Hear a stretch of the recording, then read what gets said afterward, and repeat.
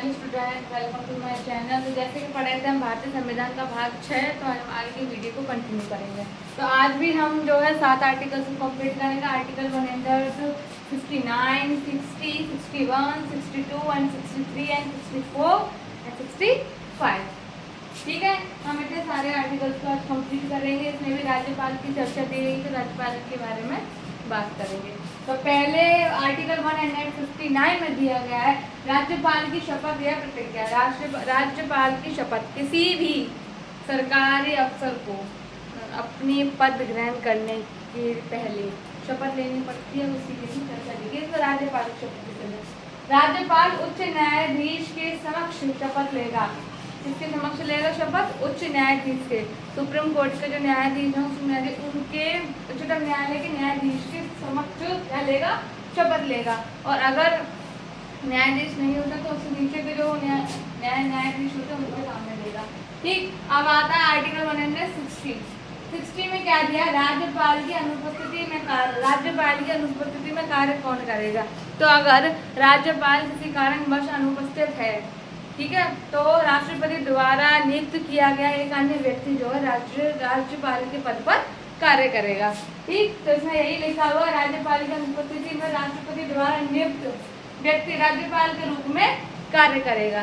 ठीक, आगे आता है हमारा आर्टिकल 161 और 161 में राज्यपाल की क्षमादान शक्ति। राज्यपाल की क्षमादान की शक्ति के बारे में बात की गई है उसमें कि राज्यपाल के पास क्षमादान की शक्ति है क्या नहीं है। ऑफकोर्स राज्यपाल के पास जो क्षमादान की शक्ति है और वह क्षमा कर भी सकते, जो कानून के अधीन आता है। राज्यपाल के पास क्षमादान की शक्ति होगी जो राज्य के कानूनों के अधीन आता है। ठीक, आर्टिकल आता है 162 में क्या दिया गया है? राज्य की कार्यपालिका शक्ति का विस्तार। राज्य की जो कार्यपालिका है उसकी शक्ति के विस्तार के बारे में इसमें चर्चा की गई है। राज्य की कार्यपालिका शक्ति का विस्तार राज्य के विषयों पर होगा जो संविधान के 7वें अनुसूची के दूसरे पार्ट में दिया गया है। 7वें अनुसूची के दूसरे पार्ट में दिया गया है। ठीक, तो इसमें क्या दिया? कार्यपालिका की शक्ति का विस्तार के बारे में बताया। कार्यपालिका की शक्ति का विस्तार राज्य के विषयों पर होगा। हर राज्य के अलग अलग दिक्कतें, अलग अलग विषय होते हैं, उन विषयों के से बेस पर ही क्या बनाई जाती है? कार्य बनाए जाते हैं, शक्तियाँ बनाई जाती हैं, उनका नियमन करा जाता है। अब आता है आर्टिकल 163। आर्टिकल 163 में दिया है राज्य का मंत्री परिषद के बारे में चर्चा की गई है कि राज्यपाल के पास एक मंत्री परिषद होगा जो पीएम के नेतृत्व में किया जाएगा। पीएम का नेतृत्व में होगा। ठीक, जो राज्यपाल की सलाह देगा। तो राज्यपाल को अगर किसी भी कार्य में सलाह मांगी जाए तो राज्यपाल के पास एक मंत्री परिषद होगा जो किसके द्वारा नियुक्त किया गया? पीएम द्वारा नियुक्त किया गया और पीएम के ही नेतृत्व में होगा, जो क्या करेगा? राज्यपाल को क्या देगा? सलाह देगा। ठीक, अब आता है आर्टिकल 164। आर्टिकल 164 में दिया है मंत्री की नियुक्ति। मंत्रियों की नियुक्ति कैसे की जाती है? तो मंत्रियों की नियुक्ति और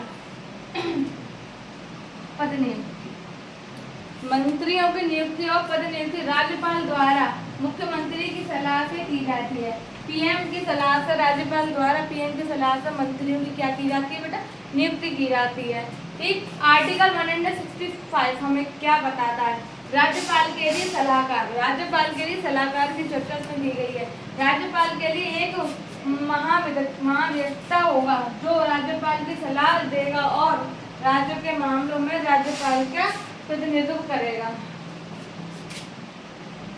तो महाधिवक्ता के बारे में इसमें दिया गया राज्यपाल के पास एक महाधिवक्ता हो जो उसके कार्य में सलाह देगा, उसको कार्य में हेल्प करेगा और राज्य के मामलों में उसका प्रतिनिधित्व करेगा।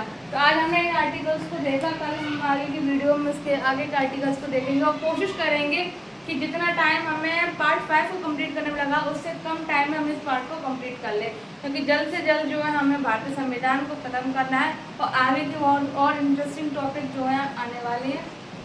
हिस्ट्री स्टार्ट करेंगे, देखते हैं, साइंस स्टार्ट करेंगे, जैसा रिक्वायरमेंट होगी उस हिसाब से चीज़ों को शुरू करेंगे।